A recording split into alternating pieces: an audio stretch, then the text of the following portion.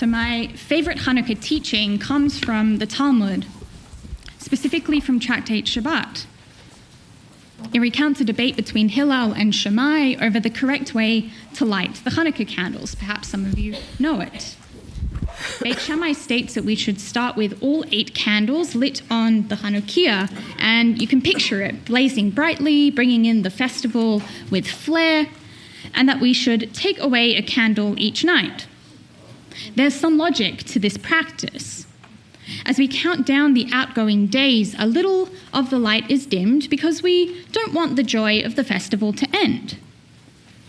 Beit Hillel, on the other hand, counterpoints that we should start by lighting 1 candle on the first night and add a candle for each succeeding night, so that we end the festival with a full, shining Hanukkah. This is, of course, the tradition we follow today, and the idea behind this is Ma'alin v'kodesh ve'ein moridin, that we should always increase in holiness and not decrease. After waking up at 5:39 a.m. on Sunday morning to a message from my mother saying, "You're going to see the horrible news about an attack on Bondi. We're all safe." This teaching has become the lens through which I have been able to reflect on the terrible attack on my hometown of Sydney, Australia, this past weekend. But thank God that from the outset she had the good sense to let us know that everyone that we know was out of harm's reach. I'll be honest that, in part, I need to look at this teaching of the light increasing, because if I didn't, it would be all too easy to descend into the darkness and all too easy to give in to those moments where it's been difficult to muster up the grace or strength or wisdom to address this horrendous situation. And there is so much darkness. The pain, the sadness, and admittedly anger that the vitriol of the past 2 years enabled this calamity to occur in the beloved city of my childhood, my young adulthood, where most of my family still live. I'll be clear that there is no light to be found in the image of 15 dead souls on Australia's most iconic beach. I'm intentionally not saying Jewish because I don't believe that everyone killed was Jewish, by the way. But you should know that Bondi is the beating heart of Jewish life in Sydney, where I spent an enormous amount of time in my late teens and early 20s, attending or even running community events. Yet Hillel teaches us that we must increase in light, and I've come to understand this as needing to choose in light in order to overcome the darkness.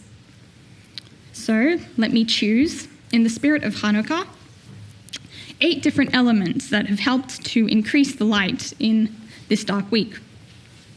1, my family and our loved ones, our family friends, are safe, period. Candle 1. 2, many of you would have seen the story of Ahmed al-Ahmed, the Muslim Australian who risked his own life to come to the defence of those gathered. Whilst I'll share that I haven't exactly been taking a deep dive into social media this week, one of the few videos, it's still a little bit much, one of the few videos that did manage to slip by was of this Aussie hero working to disarm those 2 terrorists. May God erase their names. From what I learned, Ahmed owns a fruit shop across the street from the beach. There's a large main parade with a lot of shop fronts. And he ran into the line of fire when he comprehended what was going down. The video shows him charging at one of the assailants and grabbing his weapon before being knocked to the ground. He takes his chances in shooting at the terrorist, who himself falls over, and the police took over from there. It's a little bit more blurry from there. Ahmed was hit in the hand and the arm and the shoulder, but is recovering in hospital, and his bravery likely saved many, many more lives, preventing this attack from turning into an even further disaster. We prayed for his refuah shlema throughout the week, and you heard his name on this Shabbat too. 3, the sheer volume of kind messages that I have received in Sunday's aftermath on on every medium. It's been overwhelming in a positive way, and I've been doing my best to steadily respond to each of you as everything has come in. So, first and foremost, thank you for showing me the love and care I have come to know and expect from our beautiful Holy Blossom community, and I've passed it along to my family too, who very much appreciate it. I'd encourage you to continue spreading that kindness, and especially to other members of our congregation with their own family links to Australia. They need your love too, and I know you'll show it to them. 4, similarly, our Hanukkah celebrations at Holy Blossom have brought no small measure of comfort. As difficult as Sunday morning was, there was definitely a piece of my broken heart that needed to hear our children sing the Shema when we held our young family celebration, and to do Hanukkah crafts and sing Hanukkah songs and eat Hanukkah foods and tell Hanukkah stories. Or Thursday evening when we hosted Ignite with many community partners in an evening of choose your own adventure learning. Or last night with our new tradition of a latka off and our congregational party with children joining in our special Kabbalat Shabbat. 5, on a related note, I have truly learned and witnessed the way in which Canadians and Australians see themselves in one another. Maybe it's because we're each Commonwealth countries, maybe because we each have relatively strict gun laws, or aside from having common histories, as Rabbi Splansky pointed out last night, I feel we identify with similar values.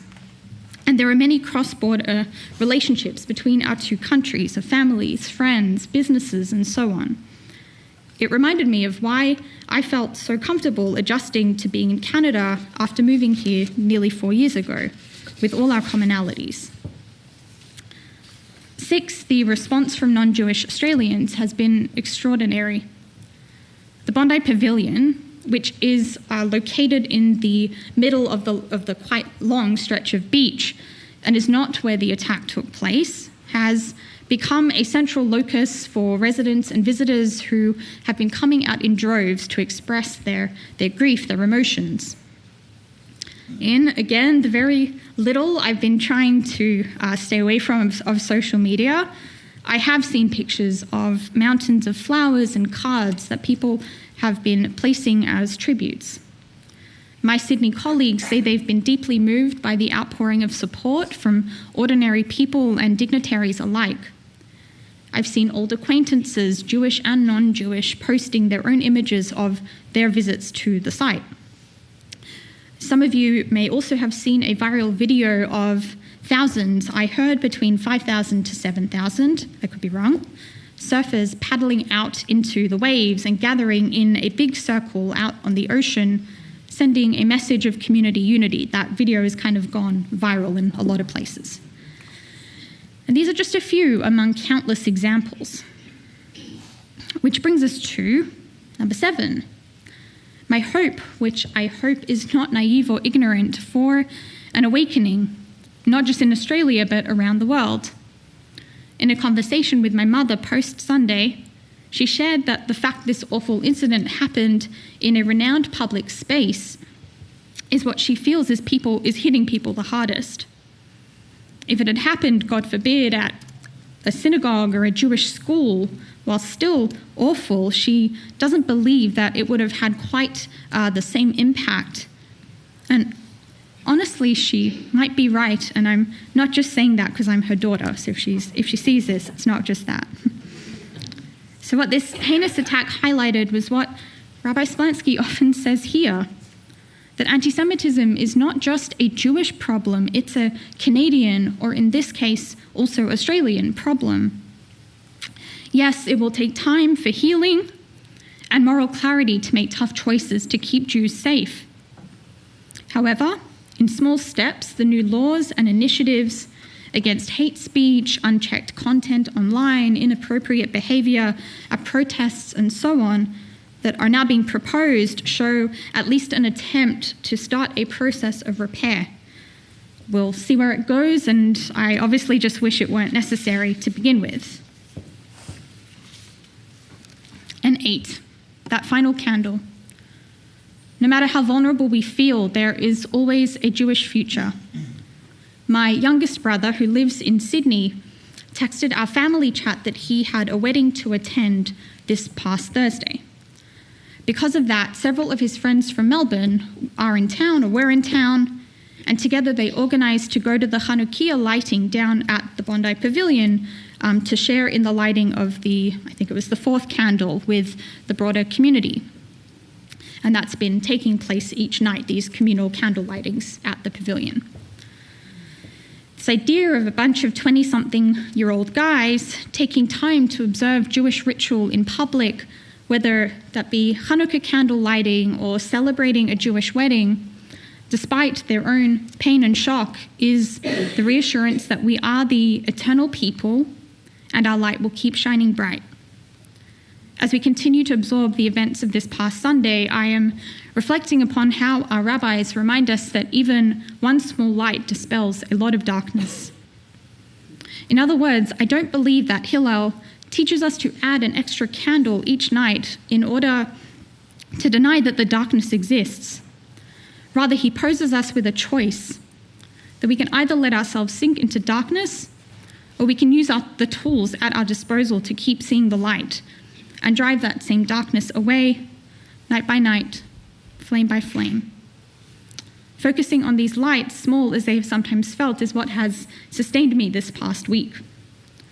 With so much darkness surrounding us, my prayer is that we too can count the little lights that sustain us, that we may increase in that which constitutes holiness, Jewish joy, pride, strength, and resilience.